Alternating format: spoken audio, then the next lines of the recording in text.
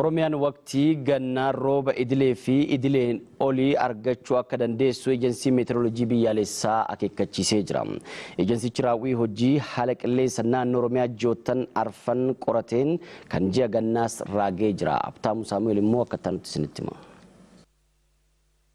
Ejensiin meteoroloojii biyyaalessaa raaga haala qilleensaa kan yeroo gabaabaa dheeraa fi giddu galeessaa hawaasa guutuu biyyattii beeksisuu irratti argama. Ejensichi raaga haala qilleensaa waqtii arfaasaa kan naannoo Oromiyaa irratti raawwii hojii qorateen godinaalee Baalee, Gujii, Arsii fi Lixa Oromiyaatti roobni idilee fi idileen oliin akkaatuma raagametti raawwatamuu qonnaa fi dheedumsa margaa irrattis haalli qilleensaa mija'aan waqtii arfaasaa keessa mul'achuun ciminaalee yoo ta'u bakka tokko tokkotti ammoo roobni idilee gadi ta'uun hanqina mul'ateedha jedhame. Kan waqtii ganna dhufuu raageen ammoo godinaalee kibba Oromiyaa, Gujii, Booranaa fi Baalee lafa gammoojjii irraa kan hafe godinaaleen Oromiyaa rooba idilee fi idileen olii kan argatan ta'uun raagameera. Rooba idilee fi idileen olii Oromiyaan argattuun bakkeewwan lolaan itti baay'atu of eeggannoo gochuu akka qaban tajaajila meteoroloojii giddugalaa fi ba'a Oromiyaatti ogeessi raaga haala qilleensaa fi akeekkachiisa dursaa obbo Abdiisaa Hirkoo himaniiru.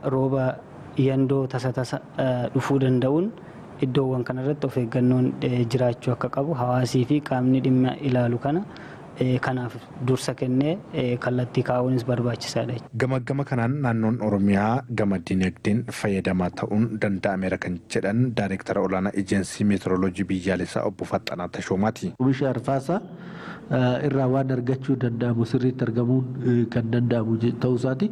Hundaa ol garuu rakkoon asiin dura waggoottan 2 fi 3 darbe hanqina roobaatiin mul'ataa ture sun bara kana keessatti kan hin mul'anne ta'uu fi caalmaatti guutumaa guutuutti naannoleen Oromiyaa hamma rooba arfaasaa argachuu qabanii wal bira qabamee ilaalamu roobni gahaa fi jiidhinni gahaan kan mul'ate ta'uu isaati. Oromiyaan rooba ga'a kan argattu ta'uu raaga ejensiin meteoroloojii biyyaalessaa raage milkeessuuf ga'een ogeessotaa fi seektaroota garaagaraa murteessaa ta'uunis himameera. Seektaroonni dhimmi kun isaan ilaallatu.